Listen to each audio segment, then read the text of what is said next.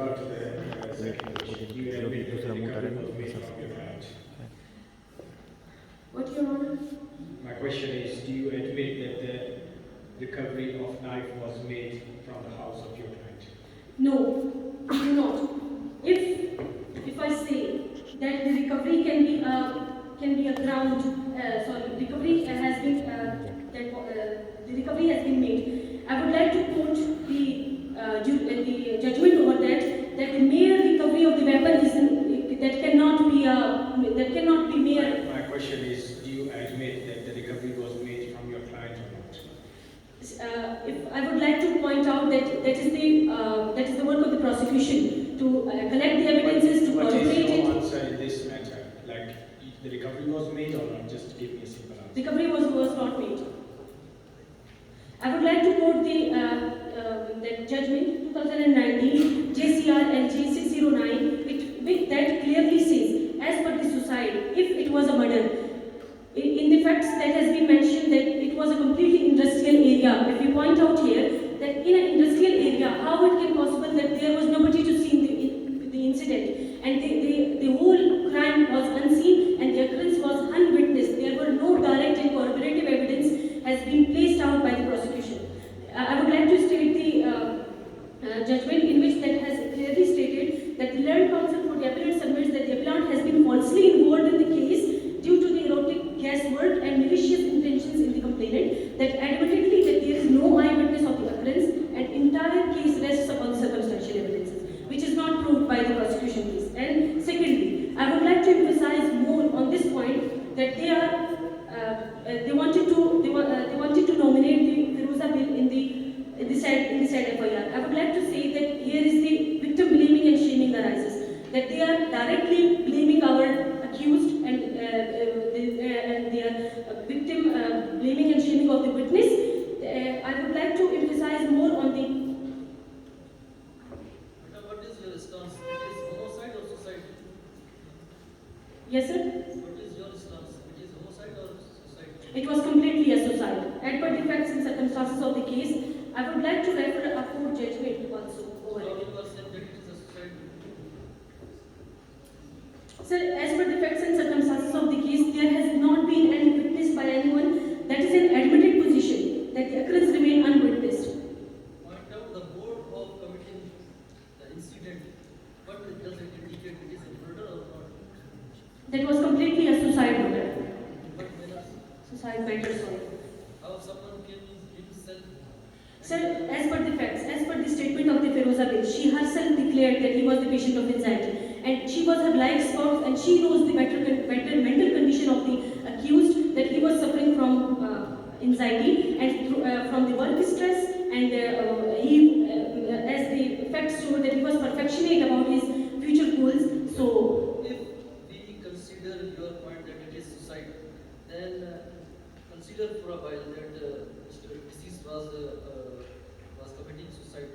Then why he was killing himself so brutally? Why did he take such pills to kill so severely? Your Honor, is there any evidence from the prosecution that it was brutally killed? It is killed with knife. We have not witnessed that there were any sorry to According to medical report, the cause of death is injuries caused by knife. there is no clarity in those injuries, that what kind of injuries he was having on his body. It is admitted fact that he was still using knife or not. It was just an admitted fact that the weapon was recovered, not the weapon through the weapon, just the blood they have on the professional knife. Thank you, counsel. You can. And my co-counsel will assist more. Thank you, Your Honor.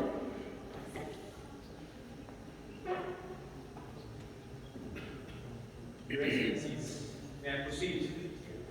Thank you. Your Excellencies, without going further into the facts and the charges, I would initially and instantly quote another judgment, that is 2021 SCMR 662 Supreme Court, in which it is clearly stated that irrelevancy of the blood-stained articles, as the blood had no DNA onto that, and the blood group can be of anyone. So that ultimately instructs my client from all those charges. Number one. Number two, as coming to the charge number 4, that is the nomination of Firoza in the FIR. Well, first of all, it's clearly stated that the nomination was wrong. Why? Because Firoza was living like a partner to the particular cousin Bash who was the victim. Now, my point of contest would be that she knew all about his mental health. She had been with him in all the ups and downs.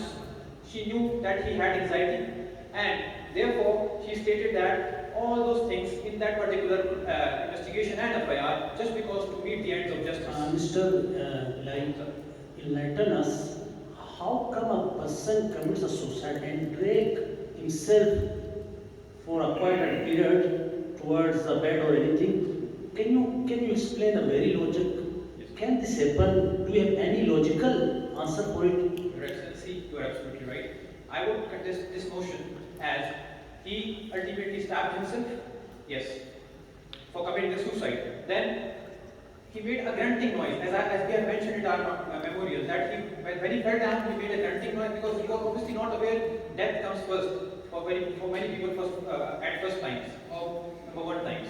So he had knows that death come twice.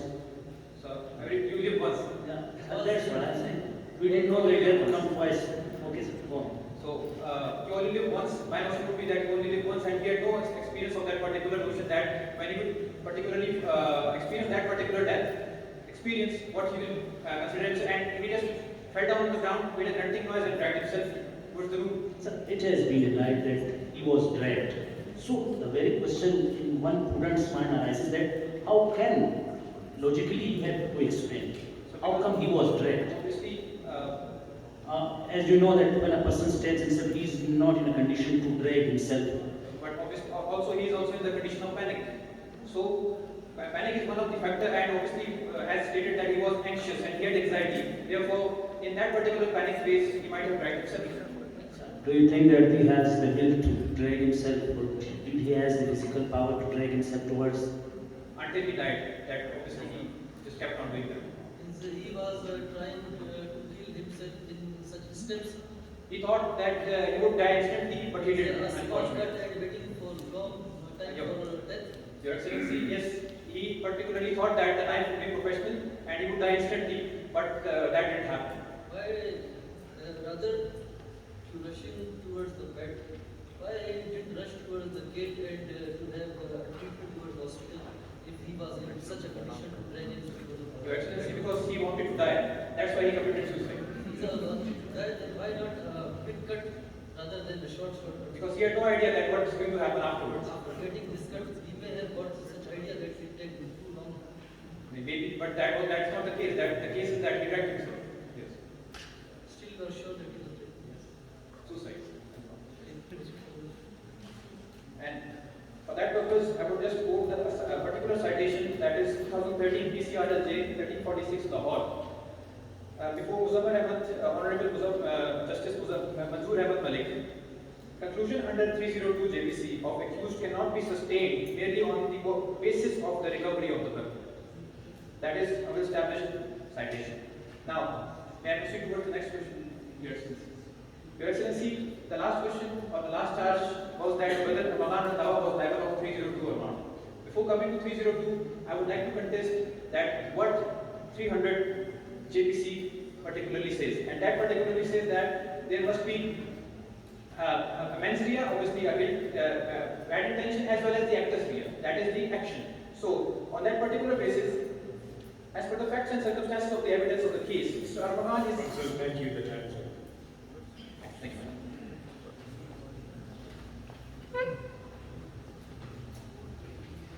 Prosecution, you may proceed for rebuttal.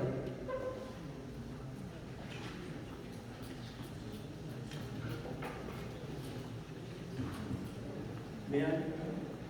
Thank you, Your Lordship. Sir, they have admitted that we have done a treaty only to do matters related to financial. Sir, I don't want to stress my arguments more on when they have admitted that we have done the treaty only on the financial matters. Secondly, sir. Sir, there is stated that he has been killed with the help of knife. Who has helped him? That is not help. No person can help himself. That I will cut my shoulder or whatever, I am helping myself. There is admitted fact. No person help himself.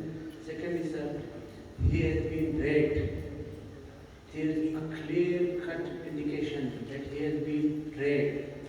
Most importantly, they are saying that it is the populated area, there is a very huge number of population. If I am cutting my hands or whatever they say, then I can never run to my home and kill myself.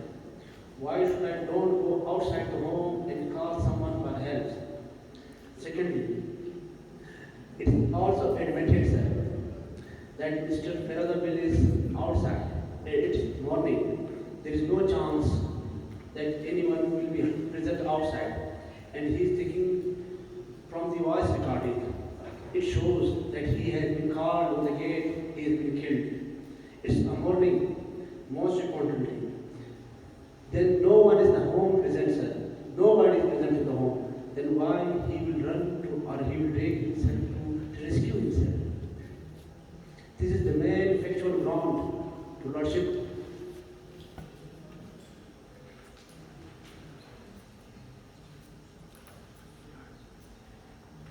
With your Honorable submission, sir, may I provide the judgments?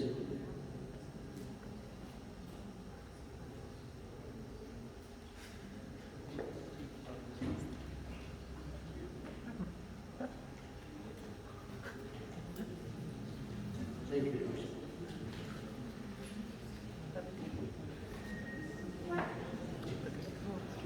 The defense counsel, you may proceed for some rebuttal.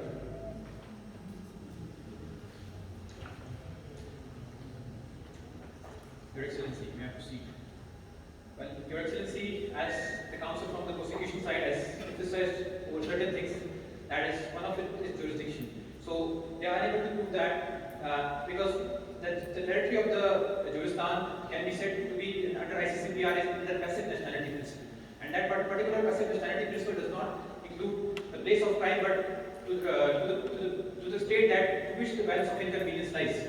Now, I would contest in the story button that we have to see that to whom or to what party the balance of inconvenience lies more. It lies more to Naina, obviously, because the person of Naina has been killed, who is obviously a dual national. I would not negate that. But moreover, he, despite being a dual national, he is the employer of the sister company too. That means that he is the balance of inconvenience lies more to the Naina, as well as the company also is situated under the territory of Naina.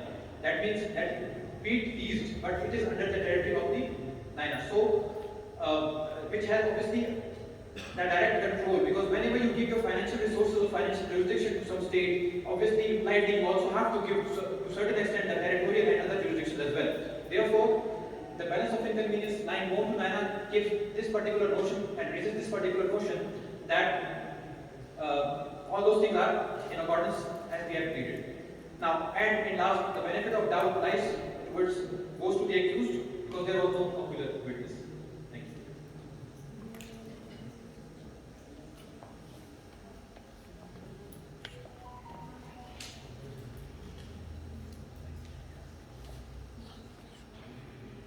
Court has adjourned for 10 minutes. Please all rise.